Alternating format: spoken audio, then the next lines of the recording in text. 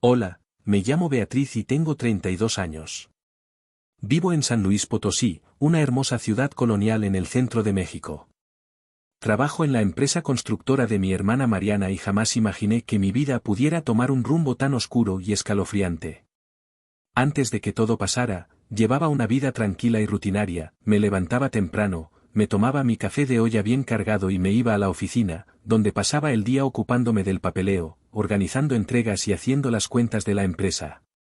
Era conocida como la mano derecha de Mariana. Siempre lista para resolver cualquier bronca que surgiera, pero ay, si hubiera sabido lo que estaba por venir, tal vez me hubiera alargado bien lejos de aquí. La empresa de mi hermana no era ningún imperio, pero estaba creciendo a ojos vistas. Empezó chiquita, solo nosotras dos en una cinita apretada distribuyendo unos pocos productos de construcción a los albañiles de la zona, con el tiempo fue agarrando cuerpo. La demanda aumentó, contratamos más gente, y en un abrir y cerrar de ojos, ya teníamos una bodega y unas oficinas de buen. Me encantaba ver ese lugar lleno de vida durante el día con el ir y venir de clientes y empleados, pero en la noche, bueno, en la noche era otra historia. Para ser franca, siempre fui medio beceolic, no podía soltar el trabajo hasta que todo estuviera al 100. Por eso era común que me quedara hasta tarde en la oficina, mucho después de que todos se hubieran ido. En esas horas, la bodega se quedaba en total oscuridad, silenciosa como un panteón. A veces escuchaba unos tronidos o rechinidos, pero siempre pensé que eran cosas de mi cabeza. Al fin y al cabo, los edificios viejos son así, ¿no? Al menos eso era lo que pensaba en aquel entonces. Fue en una de esas noches de cama extra que todo empezó a descomponerse. Estaba ahí concentrada en los números cuando escuché un ruido raro que venía de la bodega. Pensé que era Rafael. Nuestro empleado más nuevo era un muchacho fortachón, siempre dispuesto a echar la mano cuando se necesitaba, pero lo que vi cuando fui a checar.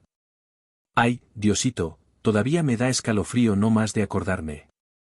Rafael estaba ahí en la oscuridad comiéndose el yeso, así como lo oyes, comiéndose eso. Me quedé paralizada sin saber qué hacer. Le llamé por su nombre despacito, pero no me contestó, solo siguió metiéndose ese polvo blanco a la boca como si fuera la cosa más normal del mundo. Cuando por fin notó mi presencia, me miró con unos ojos vacíos, sin vida. Fue entonces que Ted empezó a vomitar una baba blanca y espesa, escurriéndose. Corrí a buscar ayuda, pero cuando regresamos, Rafael estaba tirado en el suelo, temblando como una hoja. Después de aquella noche, las cosas nunca volvieron a ser las mismas. Rafael cambió por. Antes era un chavo alegre, siempre contando chistes y haciendo reír a todos. Ahora andaba cabizbajo, nervioso, evitando mirar a los ojos de la gente. Yo intentaba sacarle pláticas a ver si todo estaba bien, pero siempre se las arreglaba para zafarse. Los otros empleados empezaron a comentar, diciendo que andaba raro, que no dormía bien, hasta su hijito, un niño de 5 años, lo evitaba. La situación se fue poniendo cada vez peor. Un día, ya no aguanté más y me fui hasta su casa en la colonia Satélite. La esposa de Rafael me recibió con cara de pocos amigos, se notaba que estaba al límite, cansada y preocupada. Me llevó hasta el cuarto donde Rafael estaba dormido, pero no era un sueño tranquilo para nada. Se retorcía en la cama con la cara contorsionada en una expresión de puro terror. Su esposa me contó entre sollozos que Rafael ya no era el mismo, que tenía pesadillas horribles, que gritaba de noche, que a veces se quedaba mirando a la nada, murmurando cosas sin sentido. Salí de ahí con el corazón en un puño, sin saber qué hacer, me sentía culpable, ¿sabes? Como si. De alguna forma, todo aquello fue mi responsabilidad. Poco sabía yo que eso era solo el principio, que las cosas iban a empeorar mucho, mucho más y que me iba a ver en medio de una historia de ponerte los pelos de punta, llena de misterios y horrores que jamás podría haber imaginado. Pero eso es otra parte de la historia. Las cosas en el almacén empezaron a ponerse cada vez más raras. No era solo Rafael el que estaba actuando de forma bizarra, todo el ambiente parecía haber cambiado. Las sombras se veían más densas, el aire más. Yo trataba de convencerme de que era pura impresión mía, que el estrés me estaba volviendo paranoica, pero no se podía negar que algo andaba mal, muy mal. Una noche estaba haciendo horas extras otra vez, ya se había vuelto costumbre, no cuando escuché un ruido que me heló la sangre. No era el crujido normal del edificio ni el viento golpeando las ventanas, era un sonido humano, como si alguien estuviera susurrando muy bajito, pero yo sabía que estaba sola ahí o al menos eso creía. Con el corazón en la boca, fui a investigar.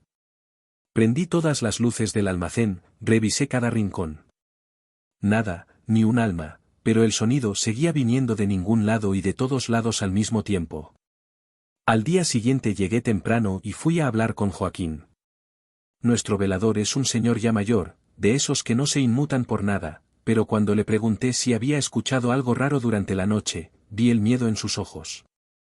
Doña Beatriz, me dijo, hay cosas en este almacén que es mejor no saber. Le insistí y terminó contándome. Habló de ruidos inexplicables. De objetos que se movían solos, de una presencia maligna que sentía cada vez que hacía su ronda. Yo quería no creerle, quería pensar que era pura imaginación de un viejo supersticioso, pero después de lo que pasó con Rafael, ya no me podía dar el lujo de ser escéptica. Empecé a poner más atención, a observar cada detalle del almacén. Fue en una de esas observaciones que lo vi, lo juro por Dios que lo vi, una sombra moviéndose sola, deslizándose por la pared como si tuviera vida propia. No era la sombra de nadie, no había nadie ahí para proyectar eso.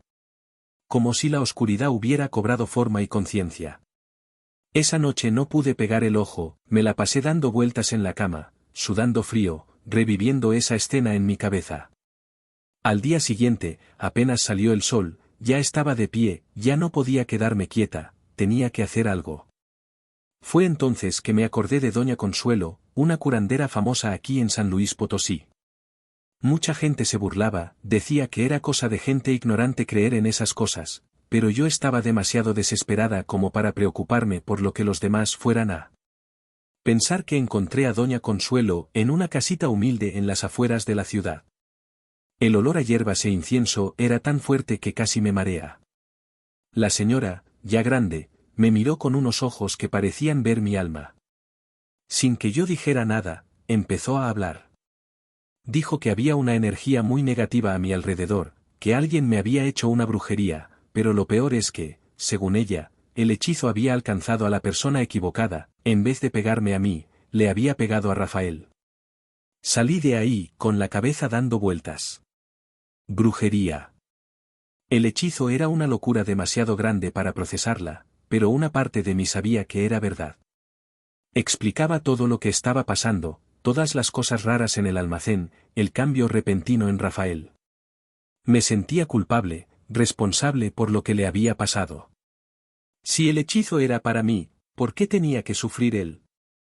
Y más importante, ¿quién había hecho esto? ¿Quién me odiaba tanto como para recurrir a la magia negra? Volví al trabajo ese día con más preguntas que respuestas. El almacén, que antes era solo un lugar de chamba, ahora parecía un campo de batalla. Espiritual, cada rincón oscuro, cada sonido raro, todo parecía una amenaza y lo peor es que no sabía cómo luchar contra esto, cómo te proteges de algo que ni siquiera puedes ver o entender. Solo sabía una cosa, las cosas iban a empeorar antes de mejorar y tenía que estar preparada para lo que viniera.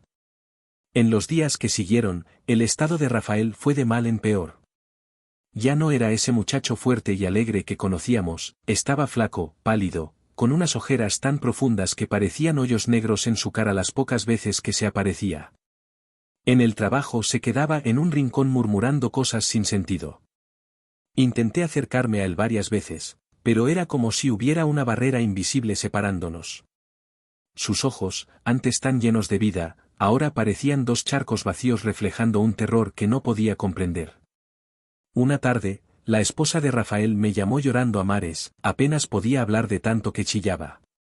Entre sollozos, me contó que él había tenido una crisis terrible, que había gritado toda la noche hablando de sombras que lo perseguían, de voces que no lo dejaban. Paz, lo peor de todo es que se negaba a estar cerca de su hijo. Decía que el niño ya no era el mismo, que tenía algo maligno adentro. Me quedé helada al oír eso. Lo que fuera que estuviera afectando a Rafael estaba destruyendo no solo a él, sino a toda su familia. No aguanté quedarme sin hacer nada. Sin hacer nada, agarré el coche y me fui derecho a su casa. Cuando llegué, la escena era para partirte el corazón. Rafael estaba encogido en un rincón de la sala, temblando y sudando frío. Su hijo, un chamaquito de 5 años, lloraba en los brazos de su mamá sin entender por qué su papá no quería acercarse a él. La esposa de Rafael me miró con una mezcla de desesperación y coraje en los ojos. Yo sabía que de alguna manera ella me echaba la culpa de lo que estaba pasando.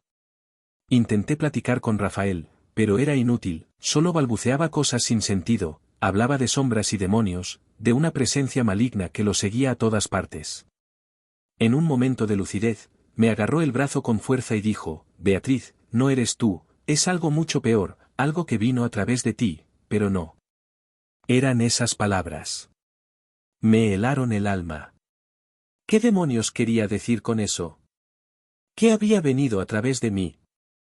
Salí de su casa sintiéndome la persona más inútil del mundo.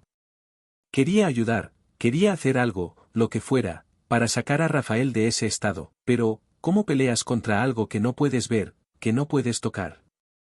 Algo que parecía venir directo de las profundidades del infierno. Esa noche no pude dormir. Me la pasé dando vueltas en la cama, pensando en todo lo que había pasado, en cómo mi vida se había puesto de cabeza en tan poco tiempo. A la mañana siguiente recibí la noticia que más temía: Rafael había sido internado. Su cuerpo ya no aguantaba el estrés, la falta de sueño, la negativa a alimentarse. Los doctores hablaban de agotamiento nervioso, de posible brote psicótico, pero yo sabía que era mucho más que eso, era algo que la ciencia no podía explicar, algo que iba más allá de la comprensión humana. Y lo peor es que en el fondo de mi corazón yo sabía que la culpa era mía. Pasé los días siguientes en un estado de angustia constante. Iba a trabajar, me ocupaba de las cosas en el almacén, pero era como si estuviera en piloto automático. Mi mente siempre estaba lejos, pensando en Rafael, en su familia, en todo lo que estaba pasando. El almacén, que antes era un lugar de tanto movimiento y vida, ahora parecía un lugar sombrío y opresivo. Las sombras se veían más oscuras, los rincones más siniestros, sentía ojos observándome todo el tiempo, incluso cuando estaba. Fue en una de esas noches, cuando estaba haciendo horas extras otra vez, que sucedió. Estaba en la oficina tratando de concentrarme en los números cuando escuché un ruido que venía del almacén. No era como los otros sonidos raros que había oído antes, era un grito de puro terror y agonía. Corrí para ver qué era, con el corazón casi saliéndose de la boca, y ahí, en medio del almacén, estaba Rafael, pero ya no era el Rafael que yo conocía, era una figura esquelética. Los ojos hundidos y brillantes de locura me miró y gritó: «Está aquí Beatriz, vino por mí». Y entonces, antes de que pudiera hacer algo, se desplomó en el suelo. Lo que pasó después de esa noche. El almacén es un borrón en mi memoria. Recuerdo haber gritado pidiendo ayuda, haber llamado una ambulancia, haber intentado desesperadamente reanimar a Rafael, pero era demasiado tarde, se fue llevándose consigo el misterio de lo que realmente había pasado. Los médicos hablaron de un paro cardíaco, de un cuerpo debilitado por el estrés extremo, pero yo sabía que la verdad era mucho más oscura, mucho más aterradora de lo que cualquier explicación médica pudiera dar. El funeral fue una experiencia surrealista, me sentía una intrusa, como si no tuviera derecho a estar ahí. La esposa de Rafael me echaba unas miradas que eran una mezcla de dolor y acusación. El hijo chiquito, confundido y asustado, no paraba de preguntar cuándo iba a volver su papá y yo estaba ahí paralizada con su mirada por la culpa y el miedo de lo que había pasado, miedo de lo que todavía podía pasar, porque algo me decía que aquello no era el final, era apenas el principio. En los días que siguieron traté de volver a la rutina normal.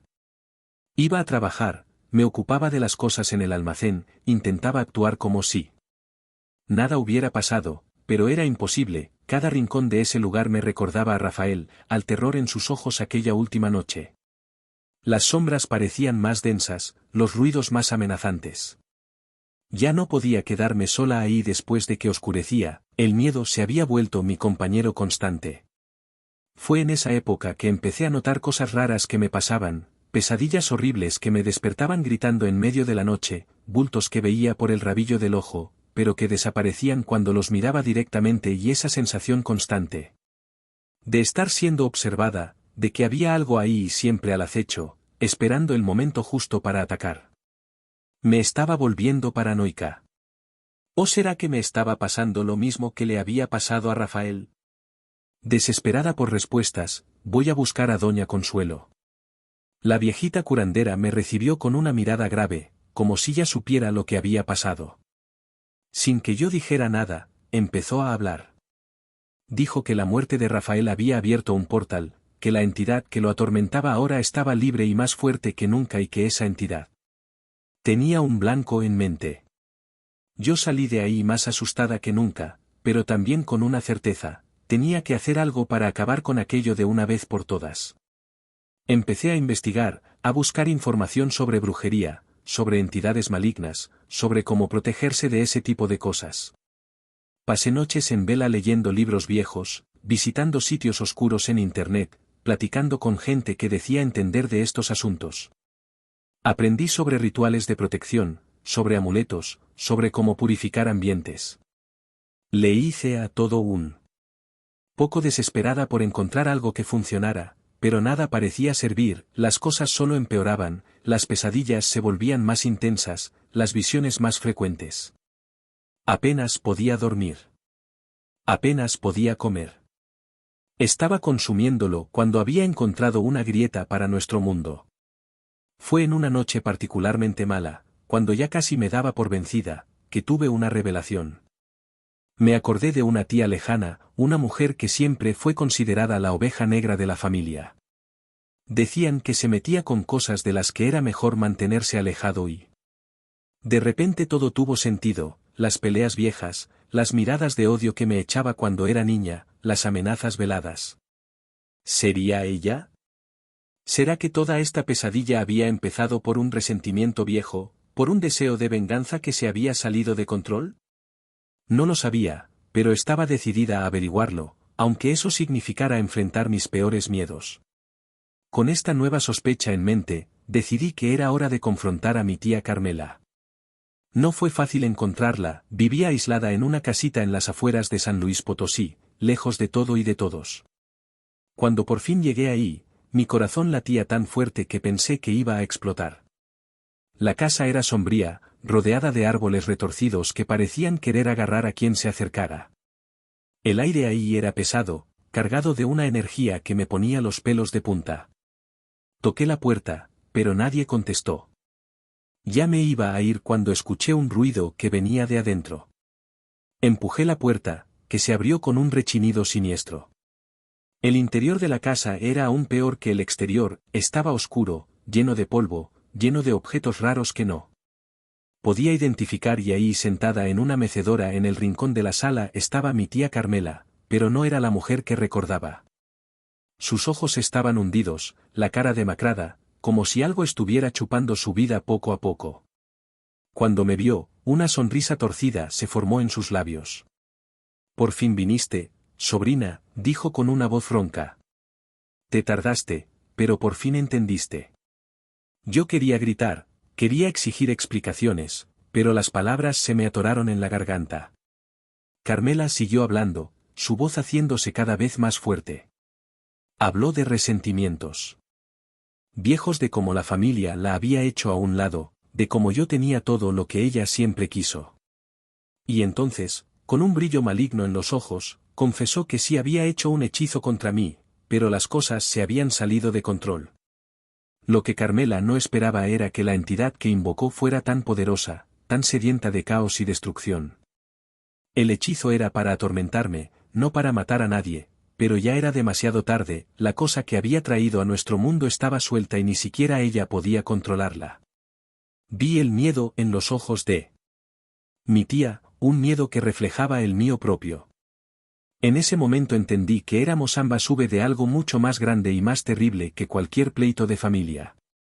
Pasamos horas platicando, Carmela contándome todo lo que sabía sobre la entidad, sobre cómo tratar de contenerla. Pero entre más hablaba, más me daba cuenta de que estábamos lidiando con algo más allá de nuestra comprensión. La noche cayó y con ella vino una sensación de opresión que me revolvió el estómago. Las sombras en la casa parecían cobrar vida propia, moviéndose de formas imposibles, y entonces en medio de esa oscuridad lo escuchamos, un susurro bajito al principio, pero haciéndose cada vez más fuerte, una voz que no era de este mundo. Lo que pasó después es difícil de describir. La casa entera empezó a temblar, los objetos volaban por el aire como si tuvieran vida propia. Vi a mi tía ser lanzada contra la pared por una fuerza invisible, su cuerpo cayendo al suelo como una muñeca de trapo. Yo quería correr, quería huir de ahí, pero mis pies parecían pegados al piso, y entonces, en medio de todo ese desmadre, la vi. La entidad no era nada como me la imaginaba, era una masa de sombras y humo con ojos que brillaban como brasas en la oscuridad, y esos ojos estaban clavados en mí. No sé de dónde saqué fuerzas, pero empecé a recitar las palabras de protección que había aprendido en mis investigaciones. Mi voz temblaba, pero no paré. La entidad soltó un grito que hizo que las ventanas se hicieran añicos abalanzándose hacia mí. Cerré los ojos, segura de que era mi fin, pero entonces sentí una mano agarrar la mía. Era Carmela. Con su último aliento de vida, se unió a mí en el encantamiento. Nuestras voces se juntaron, creciendo en fuerza y poder. Lo que siguió fue una batalla de voluntades, nosotras dos, tía y sobrina, unidas contra una fuerza del mal que amenazaba no solo a nosotras, sino a todos los que queríamos. No sé cuánto tiempo duró, pudieron haber sido minutos u horas, pero finalmente, con un último grito de furia, la entidad empezó a disiparse. Las sombras retrocedieron, la oscuridad fue cediendo. Cuando abrí los ojos, vi los primeros rayos del sol entrando por las ventanas rotas. Se había acabado, pero ¿a qué precio? El sol naciente iluminaba los escombros de lo que antes era la casa de mi tía Carmela. Miré alrededor, todavía aturdida por lo que había pasado. Su cuerpo yacía en el suelo inmóvil. Me acerqué con cuidado, temiendo lo peor, pero para mi sorpresa, todavía respiraba, aunque con dificultad. Sus ojos se abrieron lentamente, encontrándose con los míos. Ya no había odio ni resentimiento en ellos, solo una profunda tristeza y arrepentimiento. Perdóname, Beatriz, susurró con voz débil. No sabía, no me imaginaba que llegaría a este punto. Agarré su mano, sintiendo una mezcla confusa de emociones, coraje por lo que había hecho, alivio por haber sobrevivido y una extraña compasión por esta mujer que, al final de cuentas, era tan víctima como yo. Está bien, tía, respondí, sorprendida por la sinceridad en mi propia voz. Ya se acabó, ganamos. Llamé a una ambulancia y Carmela fue llevada de urgencia al hospital. Me quedé a su lado durante su recuperación, escuchando sus historias, entendiendo mejor qué la llevó a hacer lo que hizo. No fue fácil perdonar, pero poco a poco me fui dando cuenta de que el perdón era más para mí que para ella. Era la única forma de seguir adelante, de liberarme del peso de esa experiencia horrible. Volví al trabajo unas semanas después, decidida a retomar mi vida normal, pero ya nada era como antes. El almacén, que alguna vez fue escenario de tanto terror, ahora parecía extrañamente tranquilo.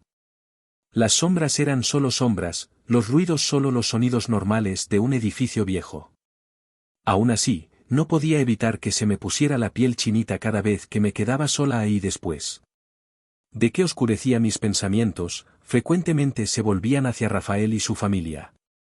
La culpa todavía pesaba en mi corazón, aunque sabía que no había sido realmente mi culpa. Decidí que tenía que hacer algo por ellos. Empecé a ayudar económicamente al hijo de Rafael, asegurándome de que tuviera una buena educación. Con el tiempo, la relación con la viuda de Rafael fue mejorando. Ella nunca supo toda la verdad sobre lo que pasó, pero creo que de alguna manera sintió que yo estaba genuinamente arrepentida y queriendo. Los años pasaron y la vida siguió su curso. Mariana y yo seguimos llevando la empresa, que creció aún más. Me casé, tuve hijos, construí una vida que, vista desde fuera, parecía perfectamente normal, pero siempre cargaba conmigo el recuerdo de aquellos días de terror como un secreto pesado que nunca podría compartir completamente con nadie. Me llamo Carmen y tengo una historia de pelos de punta que contar. Todo empezó cuando tenía 28 años y vivía en San Luis Potosí, México. Qué ciudad tan hermosa, llena de historia y tradición. Trabajaba en la tienda de artesanías de mi prima Elena, justo en el corazón del centro histórico. ¡Ay, qué lugar tan encantador, lleno de piezas únicas que contaban las historias de nuestra región! Yo era prácticamente la gerente de la tienda, ¿sabes? Elena confiaba en mí para encargarme de todo, desde las ventas hasta el papeleo aburrido, pero no me molestaba ni tantito. Adoraba cada minutito que pasaba ahí.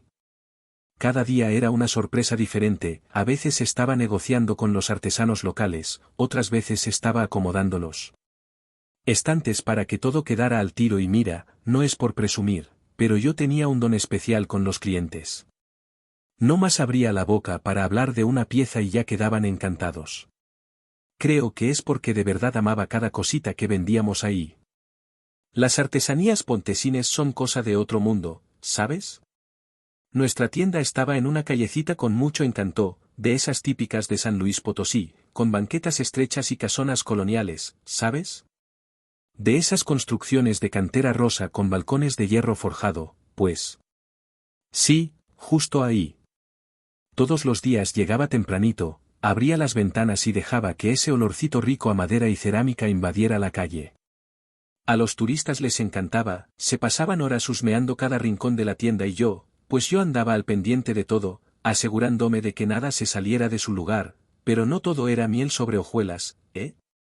A veces me tenía que quedar hasta tarde en la noche, solita en la tienda, organizando el inventario o haciendo las cuentas. Era en esos momentos cuando sentía un escalofrío en la espalda, ¿sabes? Cuando tienes esa sensación de que alguien te está observando, pues eso me pasaba seguido, pero siempre sacudía la cabeza y me decía a mí misma que era pura imaginación, que eran solo las sombras de las calles viejas de San Luis Potosí jugándome bromas. Elena siempre decía que yo era su mano derecha, que sin mí la tienda no sería lo mismo, y sin echarme flores, creo que tenía razón. Yo conocía cada pieza, cada artesano, cada historieta detrás de cada objeto, era como si la tienda fuera una extensión de mí misma, ¿sabes? Pero... Entonces, en un día como cualquier otro en esa ciudad normalmente tranquila, algo raro pasó. Fue un martes por la tarde, lo recuerdo como si fuera ayer. Estaba lloviznando afuera, una lluvia finita muy típica de San Luis Potosí en esa época del año, y la tienda estaba más vacía de lo normal. Yo estaba acomodando unas piezas nuevas en el aparador cuando escuché un ruido extraño que venía de la trastienda. Pensé que era solo el viento colándose por las viejas construcciones, pero algo me decía que no era así. Fui a checar y, bueno, fue ahí cuando todo empezó a cambiar cuando llegué a la trastienda. Vi una de nuestras piezas más viejas, un jarrón de cerámica todo trabajado al estilo tradicional potosino tirado en el suelo, pero no había ninguna ventana abierta, ningún lugar de donde pudiera haberse caído y lo más raro, no había ni un solo pedazo roto en el suelo. El jarrón estaba entero, como si alguien lo hubiera puesto ahí a propósito. En ese momento sentí un escalofrío recorrer mi espalda, como si las mismas paredes de la vieja tienda me estuvieran observando. Agarré el jarrón con cuidado. Y lo puse de vuelta en el estante, pero cuando me di la vuelta para salir, te juro que vi una sombra pasar rapidito por el rabillo del ojo. Fue tan rápido que pensé que lo había imaginado, pero esa sensación rara no me dejó en todo el día. El aire pesado de la tienda, mezclado con el olor a tierra mojada que venía de la calle, parecía traer un mal presagio y fue solo el comienzo de uno de los acontecimientos que iban a poner mi vida de cabeza ahí mismo. En el corazón histórico de San Luis Potosí, nuestra tienda de artesanías era un verdadero tesoro escondido en el centro histórico de San Luis Potosí. Yo me sentía orgullosa de cada rinconcito de ese lugar, vendíamos piezas tradicionales de la región, cada una contando una historia única sobre nuestra rica cultura mexicana. A veces me quedaba no más admirando cómo todo había empezado y dónde habíamos llegado. Fíjate lo que era un pequeño puesto años atrás. Ahora ocupaba un espacio considerable en una de las casonas coloniales más bonitas de la ciudad, las paredes de cantera rosa, tan típicas de nuestra arquitectura. El local ahora albergaba estantes que yo misma ayudé a montar, siempre estaban llenos de cerámicas coloridas, textiles intrincados y esculturas delicadas. El olor a copal, esa resina aromática que usamos en rituales tradicionales, flotaba en el aire, se mezclaba con el aroma de la madera vieja y la arcilla fresca. Era como si el mismísimo espíritu de México estuviera impregnado en cada rincón de nuestra tienda. Me acuerdo con tanto cariño de los primeros días del negocio. Elena, mi prima, empezó vendiendo algunas piezas en un puestecito en la plaza principal. Con el tiempo la demanda creció y logramos rentar un espaciecito en una galería. El éxito siguió y, finalmente, después de años de trabajo duro, compramos la casona donde la tienda ahora funcionaba. Cada ladrillo de ese lugar tenía un poco de nuestra historia. El interior de la tienda era mi patio de juegos, un laberinto encantador de colores y texturas que me encantaba organizar. Justo en la entrada ponía un mostrador exhibiendo delicadas joyas de plata, una especialidad de Tasco. Más adelante, las mantas tejidas a la mano de Oaxaca cubría una pared entera.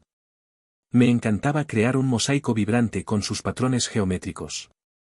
En una esquina, las máscaras rituales de varias regiones de México parecían observarme con sus ojos huecos. A veces, lo confieso, me daban escalofríos.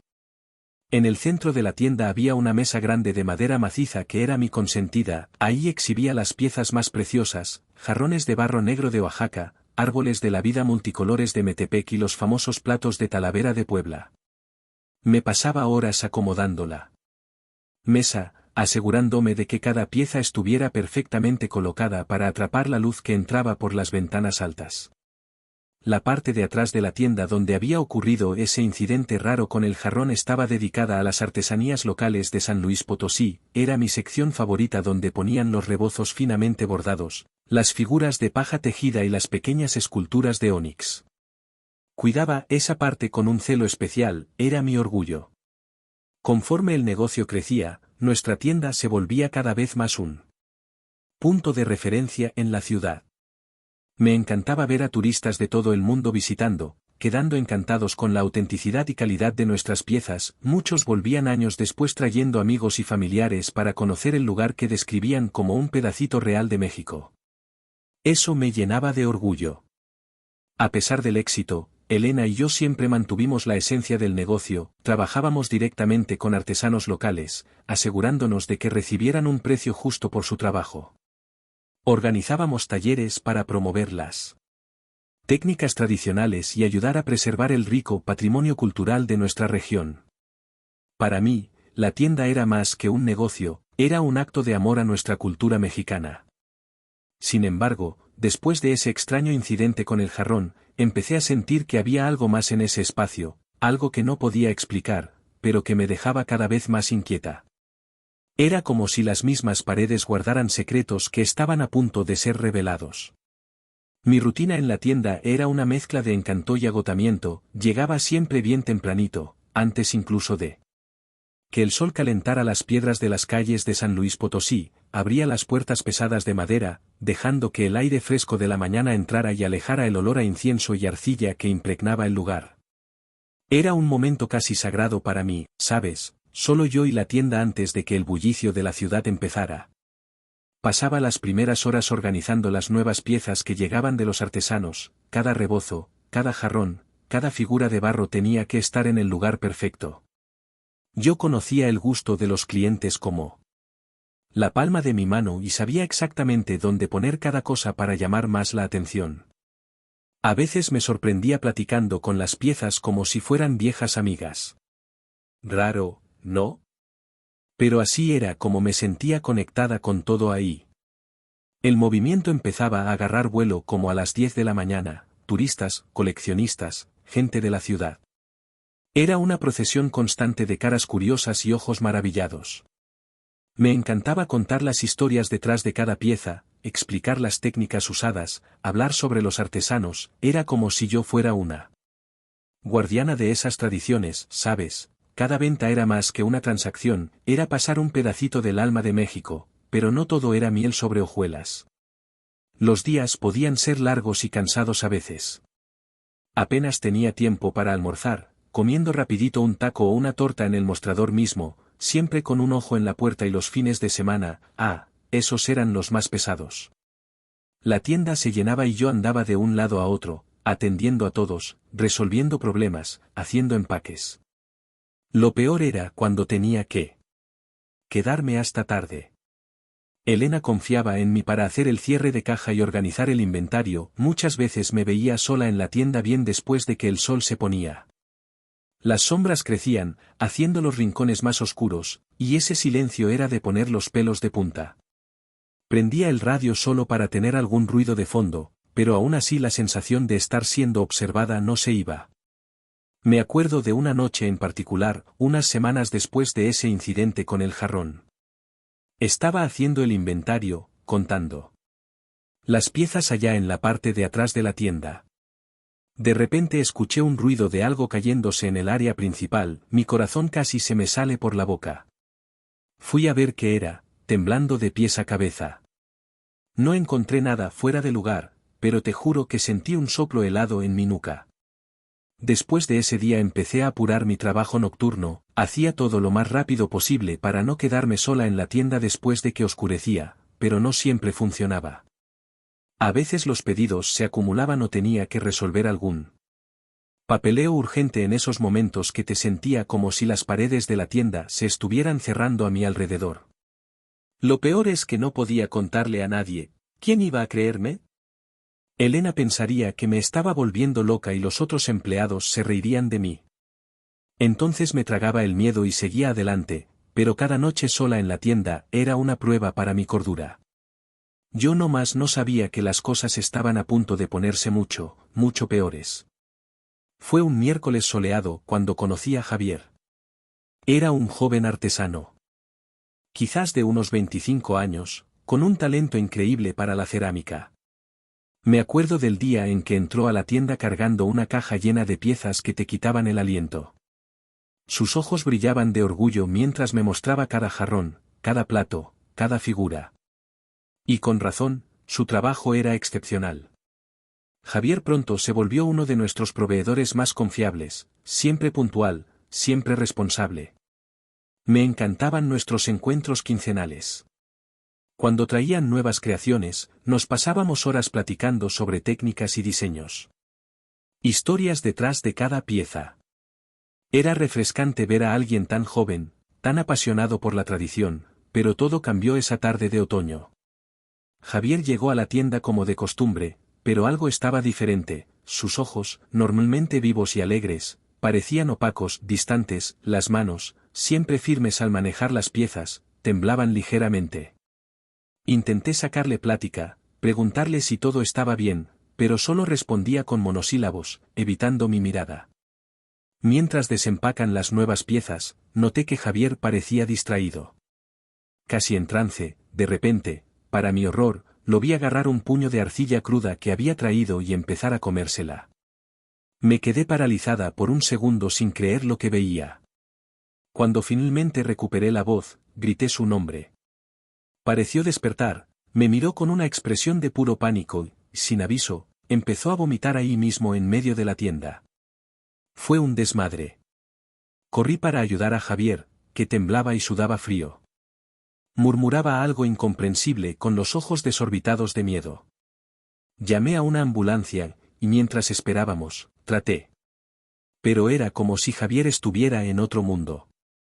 Me agarraba del brazo repitiendo, ya vienen, sin parar. Cuando llegaron los paramédicos y se lo llevaron, me quedé ahí en medio del tiradero tratando de entender qué había pasado. El olor a vómito se mezclaba con el aroma familiar de la tienda, creando una atmósfera que daba asco. Mientras limpiaba todo, no podía sacarme de la cabeza la imagen de Javier comiéndose sus ojos vacíos, su voz desesperada. Esa noche no pude pegar el ojo, me la pasé repasando la escena en mi cabeza tratando de encontrarle algún sentido. Javier siempre había sido tan centrado, tan enfocado, que podría haber causado un cambio tan drástico. Y esas palabras ya vienen. ¿Quiénes eran ellos? En los días que siguieron traté de ponerme en contacto con Javier, pero sin éxito. Su esposa, cuando por fin contestó el teléfono, solo dijo que él estaba descansando y no podía hablar. Había un tono de miedo en su voz que me dejó aún más preocupada. La tienda, que antes era mi refugio, ahora parecía cargada de una energía sombría. Cada rincón, cada sombra parecía esconder un secreto. Las piezas de Javier, antes tan llenas de vida, ahora me miraban como testigos silenciosos de algo que yo no entendía, y en el fondo de mi mente, una voz insistente me decía que eso era solo el principio. Algo se estaba desenvolviendo, algo que iba mucho más allá de un simple malestar.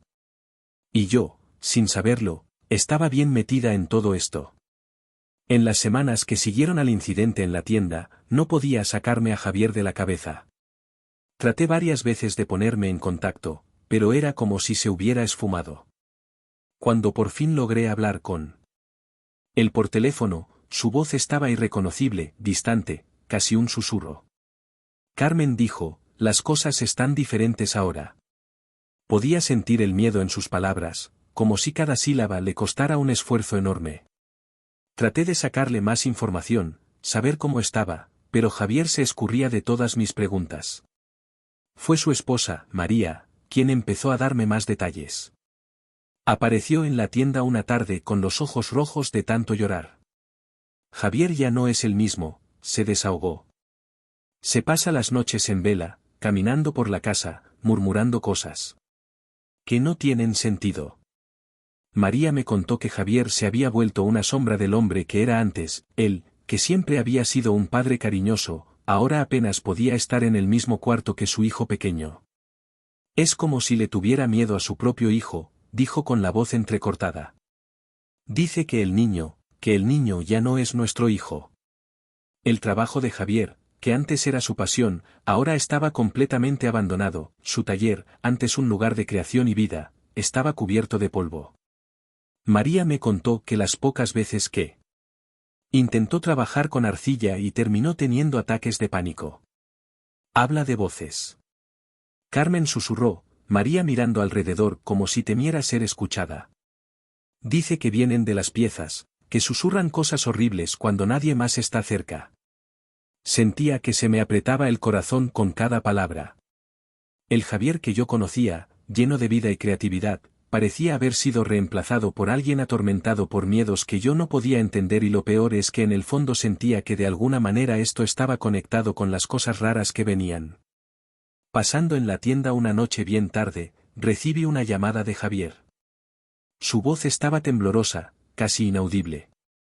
Carmen, tienes que destruir todas mis piezas, me suplicó. Ellas no son lo que parecen. Hay algo en ellas, algo maligno. Traté de calmarlo, de decirle que era solo su imaginación, pero Javier insistía. No entiendes, gritó, asustándome. Están vivas, Carmen, y tienen hambre.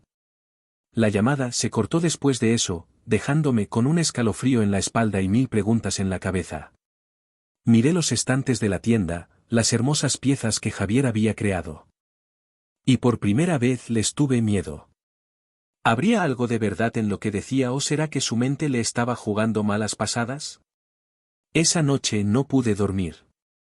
Me la pasé pensando en Javier, en su familia, en los cambios espantosos por los que estaba pasando y, más que nada, no podía dejar de pensar en las piezas. Cada sombra en mi cuarto cobraba vida y podía jurar que oía susurros que venían de la nada. Después de esa llamada perturbadora de Javier, ya no podía quedarme quieta. Decidí que tenía que ver con mis propios ojos qué estaba pasando un domingo por la tarde, junté valor y fui hasta su casa en el barrio viejo de la ciudad. El camino hasta allá parecía más sombrío de lo que recordaba, las calles estrechas de San Luis Potosí, normalmente tan bonitas, ahora opresivas. Cada paso que daba hacia la casa de Javier hacía que mi corazón latiera más fuerte. Cuando llegué, me quedé en shock con lo que vi. La casa que antes estaba tan bien cuidada tenía un aire de abandono, el jardín que María siempre había mantenido impecable estaba lleno de hierbas malas. Las cortinas estaban todas cerradas, como si la familia quisiera esconderse del mundo exterior. Toqué la puerta con la mano, temblando ligeramente. María atendió y el alivio en sus ojos al verme fue palpable. Carmen susurró, qué bueno que viniste. Me jaló para dentro rápidamente, mirando por encima del hombro como si temiera que alguien nos viera. El interior de la casa estaba aún peor, había un olor raro en el aire, una mezcla de moho y algo que no podía identificar. Dibujos extraños cubrían las paredes, hechos con lo que parecieron ser carboncillos. Cenizas. Reconocí algunos símbolos antiguos de esos que a veces veíamos en piezas muy viejas en la tienda, otros nunca los había visto antes. ¿Dónde está Javier?, pregunté, con la voz saliendo más baja de lo que pretendía. María apuntó hacia el cuarto. Está durmiendo ahorita, dijo. Es la primera vez en días que logra descansar. Entré silenciosamente al cuarto. La visión de él estaba acostado en la cama, pero su sueño no parecía nada tranquilo. Su cara estaba contorsionada en una expresión de angustia y murmuraba palabras incomprensibles. Se dio cuenta de que sus manos y brazos estaban cubiertos de rasguños, como si hubiera tratado de arrancarse algo de su propia piel. María empezó a contarme entre lágrimas cómo las cosas habían empeorado. No como Carmen, que se pasa las noches enteras dibujando esos símbolos en las paredes, dice que son protecciones que van a mantener a ellos lejos. ¿Quiénes son ellos?, pregunté. Aunque temía la respuesta, María sacudió la cabeza. No me dice, solo habla de que vinieron a través de las piezas que están en todos lados. Ahora, de repente, Javier se movió en la. Sus ojos se abrieron, pero no había reconocimiento en ellos. Me miró directamente y gritó, tú los trajiste, aquí están en ti, ahora di un paso atrás. Asustada, María corrió para calmar a Javier, pero él seguía gritando, apuntándome con un dedo tembloroso, Carmen, destruye las piezas antes de que sea demasiado tarde. Salí corriendo del cuarto con el corazón latiendo tan fuerte que pensé que iba a explotar. Oía los gritos de Javier haciendo eco por la casa, mezclados con el llanto de María. Cuando llegué a la calle, respiré profundo tratando de calmarme.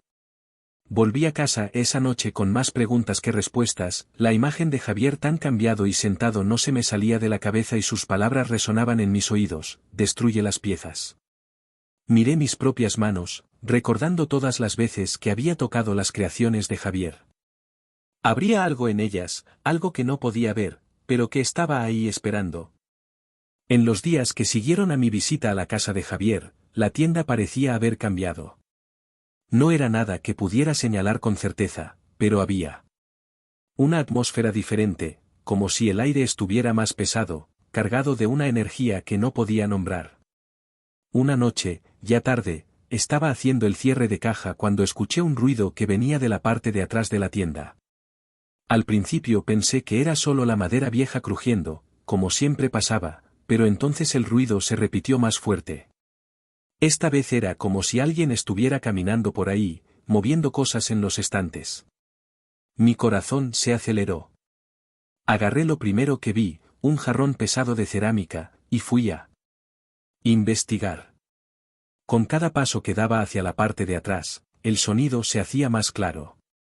No eran solo pasos, podía oír susurros, como si varias personas estuvieran platicando en voz baja. Cuando llegué a la puerta de atrás, respiré profundo y prendí la luz. El cuarto estaba vacío, no había nadie ahí, ninguna señal de que alguien hubiera entrado, pero los estantes. Te juro que vi algunas de las piezas moverse, como si acabaran de volver a sus lugares. Salí corriendo de ahí, cerré la tienda con llave y me fui a casa. No pegué el ojo en. Toda la noche me la pasé repasando la escena en mi cabeza, tratando de encontrar una explicación racional, pero no podía sacarme de la mente las palabras de Javier sobre que las piezas estaban vivas. Al día siguiente, llegué temprano a la tienda, decidida a descubrir qué estaba pasando. Fue cuando noté algo raro en las cámaras de seguridad, el velador, don Rodrigo, un señor que trabajaba con nosotros desde hace años, estaba actuando de forma extraña en la grabación de la noche anterior. En la filmación vi a don Rodrigo haciendo la ronda habitual. De repente se detuvo en medio de la tienda como si hubiera escuchado algo. Se quedó parado varios minutos mirando fijamente a un punto fuera de la vista de la cámara. Entonces lentamente empezó a moverse hacia la parte de atrás de la tienda, exactamente donde yo había escuchado los ruidos. Corrí para hablar con Don, pero ya se había ido. Llamé a su casa y fue su hija quien contestó. Papá está enfermo, dijo con la voz preocupada. Llegó a casa anoche temblando, diciendo cosas sin sentido sobre voces y sombras en la tienda. Me goteó la sangre, primero Javier, ahora don Rodrigo. ¿Qué estaba pasando? Pasé todo el día inquieta, brincando con cada ruido, mirando por encima del hombro todo el tiempo. Las piezas de Javier que antes me traían tanta alegría ahora parecían observarme con una intención siniestra. En la noche, cuando estaba a punto de cerrar la tienda, sucedió. Estaba acomodando algunas piezas en el aparador cuando vi por el reflejo del vidrio una sombra moviéndose detrás de mí. No era mi sombra ni la de ningún objeto de la tienda, era algo grande, oscuro y vivo. Me volteé rápidamente con el corazón casi saliéndose por la boca.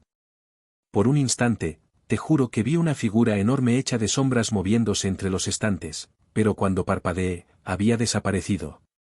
Salí corriendo de la tienda, apenas acordándome de cerrar la puerta con llave. En la calle, las luces de la ciudad parecían distantes y frías. Miré de vuelta hacia el aparador, por un segundo, pensé haber visto caras en las piezas de cerámica observándome con ojos vacíos y sonrisas crueles esa noche acostada en mi cama. Incapaz de dormir, tomé una decisión, las palabras de Javier resonaban en mi mente. Destruye las piezas. Tal vez él tenía razón, tal vez era la única manera de parar lo que fuera que estuviera pasando. A la mañana siguiente llegué a la tienda antes del amanecer. El cielo todavía estaba oscuro y las calles de San Luis Potosí estaban silenciosas, como si la misma ciudad estuviera conteniendo la respiración. Mis manos temblaban mientras abría la puerta con llave, cada crujido pareciendo ensordecedor en el silencio de la madrugada. Entré a la tienda y prendí las luces, las sombras retrocedieron, pero no desaparecieron por completo. Parecía que se estaban escondiendo en las esquinas, esperando su oportunidad para avanzar de nuevo. Respiré profundo, tratando de juntar valor para lo que estaba a punto de hacer. Empecé con las piezas de Javier. Agarré el primer jarrón, ese que me había mostrado con tanto orgullo meses atrás. Ahora se sentía pesado en mis manos, como si estuviera renuente a ser movido. Por un momento dudé en destruir estas obras de arte. Parecía un sacrilegio. Pero entonces me acordé de la cara atormentada de Javier, de los gritos de don Rodrigo, de la sombra que había visto la noche anterior. Con un grito que era parte coraje, parte miedo, aventé el jarrón al suelo. El sonido de la cerámica quebrando se hizo eco en la tienda vacía. Por un instante pensé haber escuchado un grito, como si la misma pieza estuviera sintiendo dolor, pero no podía parar ahora. Una por una fui destruyendo las creaciones de Javier, jarrones, platos, esculturas. Todo se rompía bajo mis manos. Con cada pieza quebrada, sentía una mezcla de alivio y horror. El piso de la tienda pronto quedó cubierto de pedazos, un mosaico bizarro de cerámica hecha añicos. Estaba tan absorta en mi tarea que no me di cuenta del cambio a mi alrededor. Fue solo cuando rompí la última pieza que lo noté, las sombras habían crecido. No era solo la oscuridad normal, era algo más denso, más vivo, y se estaba moviendo hacia mí. Di un paso atrás, sintiendo el corazón acelerarse. Las sombras parecían formar caras, manos que se estiraban para alcanzarme y entonces escuché las voces. Eran susurros al principio, pero se fueron haciendo más fuertes, más claros, eran voces antiguas hablando en lenguas que no conocía, pero que de alguna manera entendía. Nos liberaste, decían las voces. Ahora somos parte de ti. Sentí algo frío tocando mi piel, como si las mismas sombras me estuvieran envolviendo. Traté de gritar, pero no salió ningún sonido. El mundo a mi alrededor empezó a girar, los colores mezclándose, las formas distorsionándose. No sé cuánto tiempo me quedé ahí, en medio de la tienda destruida, luchando contra algo que no podía ver ni tocar, cuando finalmente recuperé él. El sol ya estaba alto en el cielo, la luz entraba por las ventanas de la tienda iluminando los escombros en el suelo. Miré mis manos esperando ver marcas, rasguños, cualquier señal de la lucha que había librado, pero no había nada, mi piel estaba limpia, sin un solo rasguño. Por un momento pensé que lo había imaginado todo, pero entonces noté que había algo diferente en mí. No era algo que pudiera ver o tocar, pero lo sentía, era como si una parte de mí hubiera sido reemplazada por algo otro, algo antiguo y poderoso. Salí de la tienda, esa mañana. Sintiendo una persona diferente, las calles de San Luis Potosí parecían las mismas, pero las veía con otros ojos. Ahora sabía que había abierto una puerta que no podía ser cerrada, lo que fuera que se hubiera liberado de las piezas de Javier ahora era parte de mí. En los días que siguieron, me di cuenta de que mi vida nunca volvería a ser la misma. Los cambios eran sutiles al principio, casi imperceptibles para quien no me conocía bien, pero yo sentía cada uno de ellos como si mi cuerpo y mi mente se estuvieran adaptando a una nueva. En realidad, lo primero que noté fue mi sensibilidad a las piezas de artesanía, no solo a las creaciones de Javier, sino a cualquier objeto hecho a mano. Cuando entraba a la tienda, era como si cada pieza me susurrara, contándome su historia, revelando secretos de quien la creó. Al principio pensé que me estaba volviendo loca, pero poco a poco me di cuenta de que podía usar esta habilidad. Los clientes quedaban maravillados cuando les contaba detalles minuciosos sobre el origen de cada pieza, cosas que ni siquiera los artesanos me habían dicho. Que las ventas aumentaron y pronto la tienda de Elena se volvió un punto de referencia no solo en San Luis Potosí, sino en todo México, pero no todo era miel sobre hojuelas. En la noche venían los sueños, sueños vívidos llenos de imágenes de civilizaciones antiguas, rituales olvidados y seres que no deberían existir en este mundo. Me despertaba sudando frío con símbolos extraños en la punta de la lengua y la sensación de que algo me observaba desde las sombras. Elena notó el cambio en mí. Carmen me dijo un día, estás diferente. Tus ojos a veces parecen tan antiguos. Traté de sonreír, de decir que todo estaba bien, pero sabía que ella no me creía del todo. Un día recibí la noticia de que Javier había desaparecido. María vino a la tienda desesperada, diciendo que él había salido una noche y nunca regresó. Sentí un peso en el estómago, de alguna manera yo sabía que esto tenía que ver con lo que pasó aquella noche en la tienda. Empecé a investigar, buscando respuestas para lo que me estaba pasando. Me sumergí en libros antiguos, visité bibliotecas empolvadas, platiqué con ancianos de tribus indígenas. Poco a poco fui armando las piezas del rompecabezas. Las piezas de Javier, descubrí que no eran simples obras de arte, de alguna forma él había canalizado energías antiguas en sus creaciones, energías que se remontaban a tiempos precolombinos. Al destruirlas no había eliminado esas fuerzas, las había liberado y ahora eran parte de mí. Me di cuenta de que tenía un poder en las manos, un poder que podría ser usado para el bien o para el mal. Empecé a crear mis propias piezas, infundiéndolas con protecciones y bendiciones. Los clientes reportaban cambios positivos en sus vidas después de adquirir estas creaciones, pero el poder tenía su precio. A veces, cuando trabajaba hasta tarde en la tienda, veía reflejos extraños en los espejos, sombras que se movían por su cuenta, y siempre estaba esa sensación, ese conocimiento en el fondo de mi mente de que había abierto una puerta a algo mucho más grande de lo que podía entender. Una noche, mientras cerraba la tienda, vi una figura familiar del otro lado de la calle, era Javier. Nuestros ojos se encontraron y en ese momento supe que él había pasado por lo mismo que yo. Me hizo una leve seña con la cabeza y desapareció en la noche, dejándome con la certeza de que nuestros caminos se cruzarían de nuevo. Ahora, mientras escribo esto, miro mis manos y veo las líneas suaves de arcilla bajo mis uñas. Sé que mi viaje está lejos de terminar. Lo que empezó en esa tienda en San Luis Potosí era solo el principio, las fuerzas antiguas que fueron despertadas siguen moviéndose, adaptándose, creciendo. Y yo, Carmen, antes una simple vendedora de artesanías, ahora soy la guardiana de secretos que el mundo moderno hace mucho olvidó. No sé qué me depara el futuro, pero sé que nunca volveré a ser la misma. Las sombras y las luces, lo antiguo y lo nuevo, ahora coexisten en mí. Mientras las calles de San Luis Potosí duermen allá afuera, yo permanezco despierta, moldeando el barro, susurrando palabras de poder y preguntándome qué otras puertas aún están por abrirse. Los meses pasaron y mi vida se volvió un equilibrio delicado entre el mundo que conocía y el reino de lo sobrenatural que ahora era parte de mí. La tienda seguía prosperando, pero yo sabía que era más que solo buenos negocios, la gente era atraída por la energía que emanaba de las piezas que yo creaba, aunque no supieran explicar por qué. Una tarde, mientras trabajaba en una nueva serie de jarrones, sentí una presencia familiar. Levanté la mirada y ahí estaba Javier parado en la puerta de la tienda.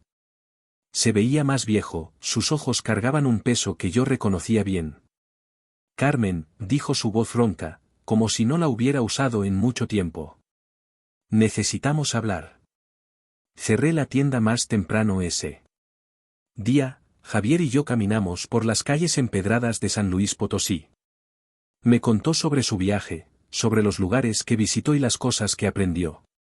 Habló de antiguos templos escondidos en lo profundo de la selva, de rituales realizados bajo la luz de la luna llena, de conocimientos que la humanidad había olvidado hace milenios. No fuimos los primeros, Carmen dijo con los ojos fijos en un punto distante, y no seremos los últimos. Lo que nos pasó es parte de algo más grande, algo que está despertando. Sentí un escalofrío recorrerme mi espalda. ¿Qué quieres decir?